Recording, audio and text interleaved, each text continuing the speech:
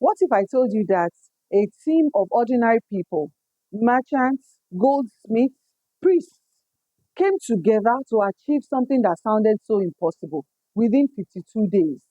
They built the walls of the entire city and also the city gate in just 52 days.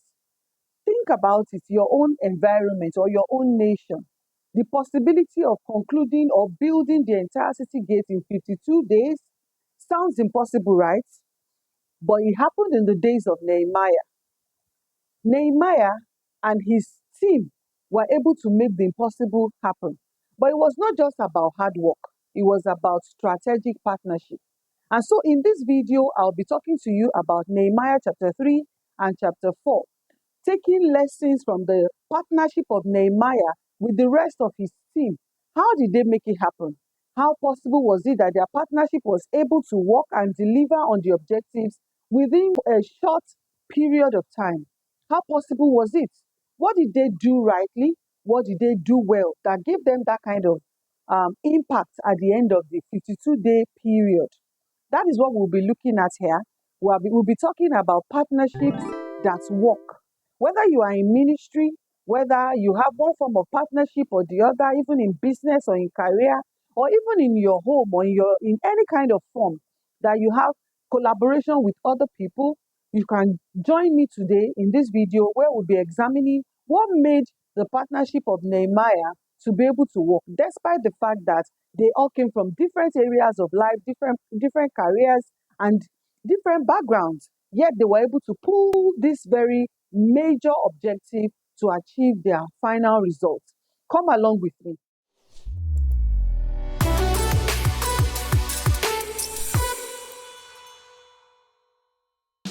Hello, beautiful people. Welcome back to my channel. If you are new here, thank you so much for joining. And if you are a returning subscriber, I really appreciate you. So in this video, I'll be talking to us about lessons from the life of Nehemiah in Nehemiah chapter 3 and 4, specifically talking about partnerships that work. So how did Nehemiah achieve this objective using his partners? The first thing that we can see is that Nehemiah set up a team of people who believed in his vision.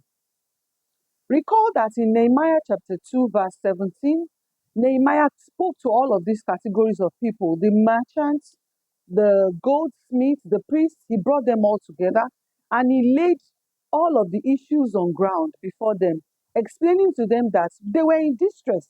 After all, everybody could see it. The entire community was in distress. They were besieged. Walls had been broken down. The gates had been burnt and everything. And he opened their eyes to all of these things, letting them know that this is the situation on ground. And this is what God laid upon my heart, that we should achieve this feat, making sure that we rebuild our community. We could see that in verse 18, they corroborated what Nehemiah had said. And together they said, let us rise up and build.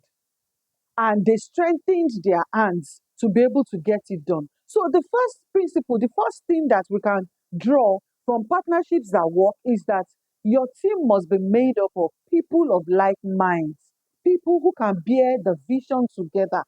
I have seen people come together, even couple coming together, but they have different objectives regarding their marriage. When you speak to the man, his vision about the marriage is different. When you speak to the woman, her vision about the marriage is also different. In that kind of a scenario, that partnership cannot work. So for a partnership to work, the partners, those people in the partnership must have a shared vision. So look at your own journey, or the people that you are leading, or those who are working with you, or maybe even in terms of your ministry, whatever situation, that partnership that you have brought together, are they people of like minds? Do they share your vision? Do they buy your idea? Have they seen what you are seeing? Are they buying into it? So Nehemiah was able to bring together a people that understood where they were and where they were going. That's the first principle that I saw in Nehemiah chapter 3 and chapter 4 that can help a partnership to be able to achieve their global objective. The second thing that made it work, made their partnership work, was that Nehemiah delegated responsibilities to everybody. So everybody knew their roles. Everybody knew their responsibility. It was not a situation of, I don't know what I'm supposed to do, or which action I'm supposed to take, or what steps I'm supposed to take, or how far I'm supposed to go. No, everybody knew their responsibility. So bring it back again to a family setting. Husbands, wives, they all have their various individual responsibilities. Even in the case of business partnerships, who is doing what? Who is the head of that particular partnership? Who is leading? Who is setting the first pace? What are the roles of the other people in that partnership? So every partner must know what their roles are, what their limitations are, what the expectations are for that partnership to be able to work. The third lesson that we can draw in this regard, regarding partnerships that work, is that Nehemiah was focused and he kept his eyes on the ball, on where he was headed. And his team too were focused alongside with him. So there will be criticisms. I shared that with you in the story, in the lessons from Nehemiah chapter 2, where I spoke about oppositions. There would always be oppositions. There would always be criticisms from people who are not a member of your partnership. So if you bring it again back to your family setting, some people will victimize you. Some people will criticize you about the way you're running your family, running your home. Let me share an example with you. When my parents were pretty much young couple, my father shared a story with us about how he was very supportive of his wife, always making sure that when they get back from work together, he will support her in maybe getting the food done and all of that. Then on a particular day, while he was trying to do support his wife as usual in the kitchen, his younger sister came to the house.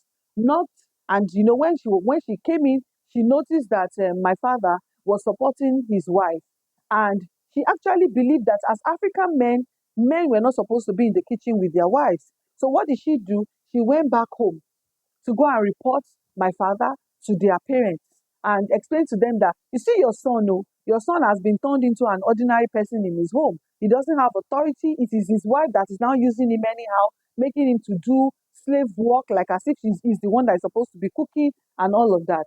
So he was reported. And I like the fact that my father, when he was sharing the story with us later in life, he explained that he had to make them to understand that helping my wife does not turn me into a slave. So there would always be criticisms. There would always be people who don't share your values, who don't share your vision, who don't share your focus, who believe that you're doing things wrongly or you are excessive in the way you're working together with other people. But never mind. Never mind. Those categories of people does not matter. Their opinions do not matter. What matters is that you and your partners are working together in tandem, and you have a common objective, and you are all moving in the pathway of that objective. So be focused. Stick with what you are doing and try to ensure that you eventually attain the greater heights that you have designed for your team. One thing that we can see is that great partnership does not just work, they also protect their work. So the partnership got so high to the point that the antagonism was very great. And Nehemiah and his team feared for their lives and even the assignment that they were doing together. What did they do? They multitasked. They multitasked. And we saw that Nehemiah and his partners protected their work. They were working with one hand and they were also using one hand to hold weapons to defend themselves in case of an attack. That is what great partners would do. Great partners would ensure that they are also protective of their work. They are protective of the exercise. They don't leave it to chance because they know that they have an objective in mind. So, like in your home, for example, in your union, when you look at your marriage, those external forces that are always trying to attack you, the unity of your home, are you protective of your home to ensure that their effects, their antagonism, their opposition, their criticisms, their critical statements does not hamper the growth of your union? You should check that partnership. Are you guys working together to the point that you are able to hold that home together and you are able to achieve the objective of that family, or you have left it to chance? If your partnership is supposed to work, even in business, then all partners involved must ensure that they are protective of the global objective, they are protective of the assignment, and they are able to press forward irrespective of the oppositions that they may face. Nehemiah's story in Nehemiah chapter 3 and chapter 4 tells us very clearly that partnerships can work and they can achieve great results. It does not matter wherever our backgrounds are from. It does not matter whatsoever our career paths are, our choices, our preferences does not come into play when we are talking about partnership. What comes into play has to do with all of the four things I've mentioned earlier. The fact that people who come together have a shared vision in mind and they recognize their responsibilities, their roles, and their boundaries. It's also important that they also know that they can protect that particular task and they are very focused in achieving their objectives without being mindful of the various oppositions that may come their way. Are you in any form of partnership, whether at work or in church or in an organization or in marriage or in ministry? Are you in any form of partnership? Wherever it is that you are, you remember that your partnership can work. You don't have to do so much. Just follow the principles that we have taken from the lessons of Nehemiah's life and Nehemiah's partnership and adapt them to your own life. You will discover that as you're able to do that, even within the shortest possible time, every of your set objectives for your partners and yourself will become achievable. Have you been blessed from this video?